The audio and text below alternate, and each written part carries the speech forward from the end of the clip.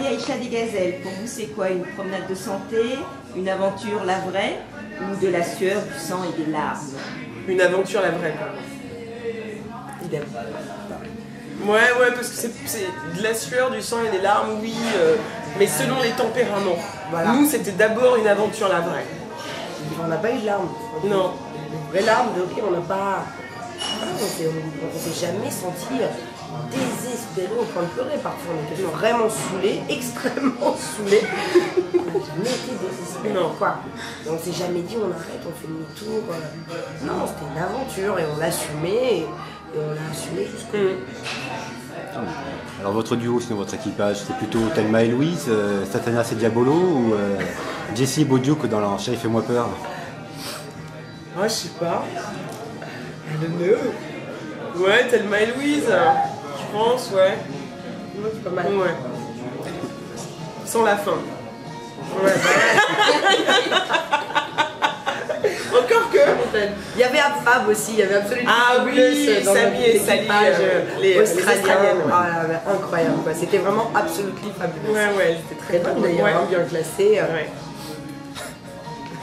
Sinon, la vie dans le désert, c'est plus jamais ça, ou plutôt c'est comme au camping? Nous, on était dans des super conditions quand même, hein, parce que le bivouac est top, le bivouac du Rallye des Gazelles. Ouais. Alors oui, tu dors dans ta tente, voilà, mais à deux. On avait une petite coquetterie. Voilà. Parce que le premier soir, on n'avait pas bien compris que ce serait compliqué d'être deux, avec nos petits matelas, nos sacs de couchage, plus nos valises et nos petits sacs sanitaires. Donc on a extrêmement mal dormi. Je pensais qu'il y avait une mezzanine, non?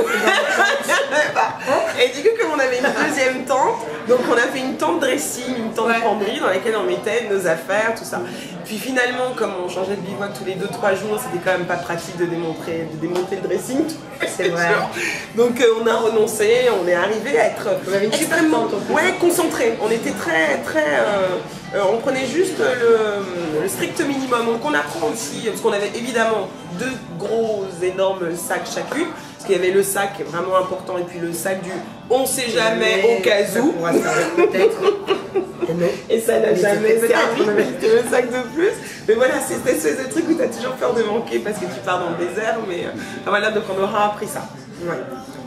Et sinon, toujours au niveau de votre duo, alors je suppose que vous avez alterné pilotage et copilotage, donc c'est plutôt un duo de choc que vous avez mené ou un duo un peu toc, ça n'a pas toujours fonctionné bien Ben, c'était relatif. En fait, Juliette a surtout navigué. Moi, j'ai surtout piloté. Il y a eu Juliette a fait des dunes parce que je sais qu'elle aime ça et que c'était super cool aussi qu'on puisse partager le plaisir de rouler dans les dunes parce que c'est à la fois un vrai plaisir et une vraie galère quand on s'en sale. Donc, nous, on faisait des choix assez stratégiques d'y être tôt le matin pour en sortir le plus vite possible. Et donc, c'était un duo partagé, c'est-à-dire que, évidemment, on apprenait toutes les deux, qui moi au pilotage, qui elle à la navigation. Donc voilà, effectivement, là où les tout premiers jours on pouvait se perdre parce que la navigation elle savait pas trop, les premiers jours aussi, moi la dunette de 50 cm je la passais pas, je la contournais. Et là où à un moment elle savait très bien où elle était, où elle se repérait, machin, bah les trucs un peu hauts, là où théoriquement je repérais, bah là je faisais donc voilà, on apprend au fur et à mesure. Donc quand t'alternes, du coup, alors c'est super intéressant de le faire, forcément c'est rigolo de pouvoir faire bien sûr un peu des deux. Mais effectivement, du coup, tu dois réapprendre et te réadapter. Ouais, tu perds l'avantage de ce que tu as compris. Voilà, exactement. C'est-à-dire que toi, tu réapprends la nav, moi, je réapprends à conduire, donc tu perds un peu de temps et d'efficacité. Mais c'était pas l'idée non plus. L'idée, c'était vraiment de pouvoir kiffer un petit peu. C'était bien, ouais. Donc, ouais, ça a bien fonctionné. Duo de choc, bien sûr. Ah bon, le de choc. 112e. C'est un choc. C'est un choc pour le duo. Pour notre ego, pour notre dignité. Voilà. Ouais. Et donc, s'il y avait une prochaine aventure à laquelle vous deviez participer, ça serait plutôt le Dakar, Pékin Express ou Koh Lanta? Aucun des trois. Non mais le Dakar, je perds pas le niveau pour faire le Dakar. Pékin Express, c'est amusant, mais non. Et Koh Lanta, encore moins. Non, oui. Moi je mange des escargots, des cuisses de grenouille, mais les asticots globalement ça me dit rien en fait, jamais. Les sauterelles non plus, mais on peut vraiment. Non, mais en même temps je ne veux pas dire jamais, souviens-toi. C'est vrai.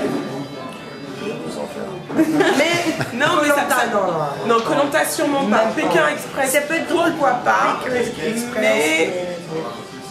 c'est pas mon. À l'origine, vraiment, c'est-à-dire qu'on déduit des choses de ce qu'on est parce qu'on a fait le rallye des gazelles et que c'est un vrai truc de Voilà, baroudeuse. mais, Mais c'est un leurre, c'est du bluff complet. Nous ne sommes pas baroudeuses. Et là, ça c'est nous, ça c'est notre. Là. Ça, voilà. Ça c'est bien, ça inverse, ça c'est bien. Le vernis à rouge. Dedans. Le lampadaire, tous les moulures, tout ça. Immeuble haussmannien, c'est bien, c'est nous. Non, mais on plaisante. Non, mais c'est jamais. Mais ouais, Pékin Express le plus probable.